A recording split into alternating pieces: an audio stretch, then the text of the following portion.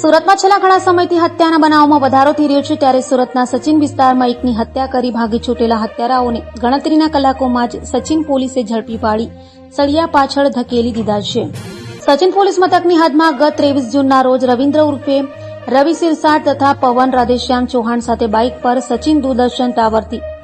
Isolation road પરથી પાંડેસરા તરફ જઈ રહ્યો હતો, ત્યારે એક કારમાં આવેલા અજાણ્યાઓએ તેઓને ગાળો આપ્યા બાદ કારથી બાઇકને ટક્કર મારતા રવિન્દ્ર ઉર્ફે રવિ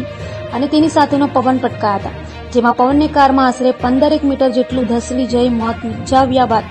રવિન્દ્ર ઉર્ફે રવિને પણ ચપ્પુ વડે હુમલો કરી ભાગી છૂટ્યા હતા. બનાવને લઈ સચિન પોલીસે પીઆઈ પીએન વાઘેલાના માર્ગદર્શન હેઠળ આરોપીઓને ઝડપી પાડવા ચક્રો ગતિમાન કર્યા હતા, જેમાં પીએસઆઈ એનડી ડામોરની ટીમે યુવાનને અકસ્માત કરી હત્યા કરી બીજા પર જીવલેણ હુમલો કરનાર 2 આરોપીઓ ગોડાદરા ખાતે રહેતા અનિલ ઉર્ફે કોમડી અશોક સપકાળે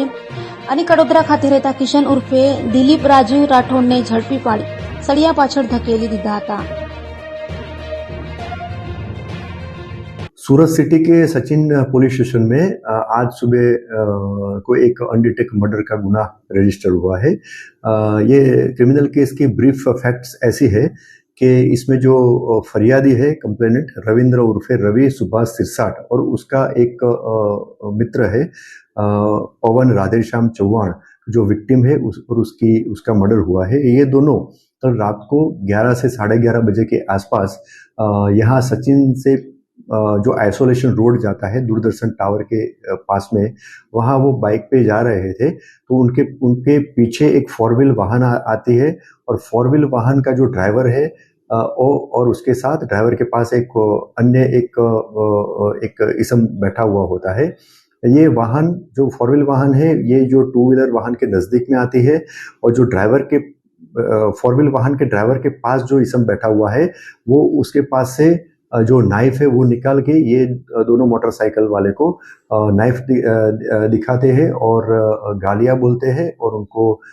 जान से मारने की धमकी देते हैं. उसके बाद ये मोटरसाइकिल को एक बार टक्कर लगाते हैं. टक्कर लगाने के बाद मोटरसाइकिल जैसे ही गिर जाती है तो वो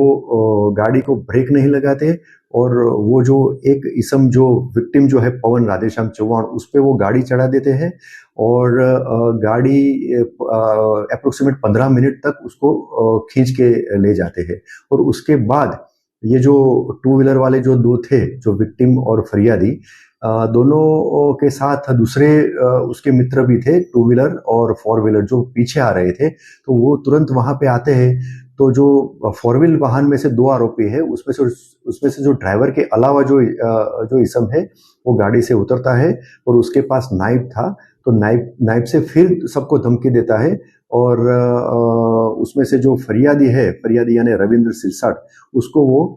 शोल्डर पे नाइफ से इंजरी करता है और ऐसे करके वो भाग जाते हैं. पहले जो गुना रजिस्टर हुआ तब अनडिटेक्ट था. स्थानिक पुलिस स्टेशन के अधिकारी और कर्मचारी ने गुना की तपास के काम से ये जो 4 व्हील वाहन का नंबर और दूसरी कुछ स्पेसिफिक बातमी थी उसके आधार पर जरूरी एविडेंस कलेक्ट किए. एविडेंस कलेक्ट करने के बाद ये दोनों आरोपी आइडेंटिफाई किए गए और